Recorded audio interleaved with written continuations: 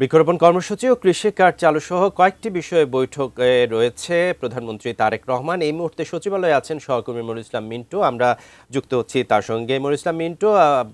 সচিবালয়ে আছেন তো,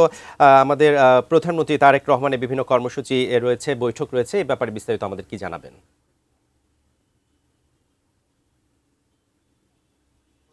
তারেক রহমান আজও কিন্তু সকাল 9টা 15 মিনিটেই তিনি সচিবালয়ে তার কার্যালয়ে এসে পৌঁছান এবং এরপর থেকে তার যে ব্যস্ত সূচি সেটি শুরু হয়ে গেছে।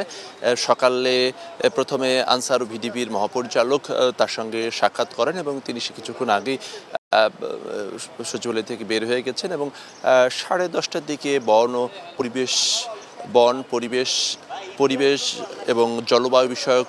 মন্ত্রণালয়ের দায়িত্বপ্রাপ্ত মন্ত্রী আব্দুল আল মিন্টু এবং প্রতিমন্ত্রী শেখ ফরিদুল আলম তারা প্রবেশ করেছেন এবং তাদের এখন বৈঠক চলছে এবং এই বৈঠকে মূলত আসলে আগামীতে যে বৃক্ষরোপণ কর্মসূচি, বিএনপির নির্বাচনী ইশতেহারে যে 25 কোটি গাছ লাগানোর যে ঘোষণা দেওয়া হয় আগামী 5 বছরে এবং প্রাথমিকভাবে 180 দিনে এই মন্ত্রণালয়ে কি কাজ করবে সেসব পরিকল্পনা সেটি মন্ত্রী প্রতিমন্ত্রী তারা প্রধানমন্ত্রীকে অবহিত করছেন এবং সেক্ষেত্রে প্রধানমন্ত্রীর যে পরামর্শ সেই পরামর্শ গ্রহণ করছেন এবং এরপরে সুস্বাস্থ্যের জন্য বাংলাদেশ সেটির একটি সভা রয়েছে এবং এরপরে কৃষি কার্ড বিতরণ কর্মসূচি নিয়ে যে সেল গঠন করা হয়েছে সেই সেলের সভা এবং সর্বশেষ যে পরিস্থিতি সেই পরিস্থিতি নিয়ে অগ্রগতি নিয়ে যে বৈঠক সেই বৈঠক অনুষ্ঠিত হবে এবং বলা হচ্ছে গত কয়েকদিনের যে কর্মকাণ্ডে সেটি বলা যেতে পারে যে প্রধানমন্ত্রী তারেক রহমান আসলে একটি সব মন্ত্রণালয়টি প্রাথমিকভাবে কিছু কাজ দৃশ্যমান করতে চান। সেক্ষেত্রে একদিকে যেমন ফ্যামিলি কার্ড বিতরণ কর্মসূচি হবে আগামী 10 তারিখে, এর পাশাপাশি ঈদের আগেই খাল খনন কর্মসূচি সেটিও শুরু হবে এবং সেই খাল খনন কর্মসূচিতে 180 দিনে প্রায় 1200 কিলোমিটার খাল খনন কর্মসূচি রয়েছে এবং বিএনপি নির্বাচনী ইশতেহারে অন্যতম কৃষি কার্ড, সেই কৃষি কার্ডের বিতরণ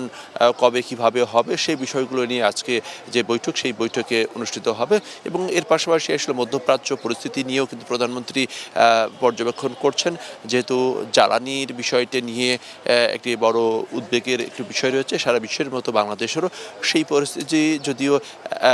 প্রাথমিকভাবে জ্বালানি পরিস্থিতি নিয়ে খুব বেশি সমস্যা হওয়ার কথা নয়, তবে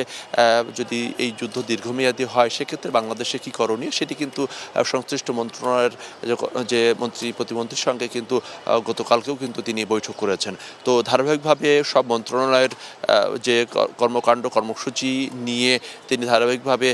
মন্ত্রী প্রতিমন্ত্রী সচিবদের সঙ্গে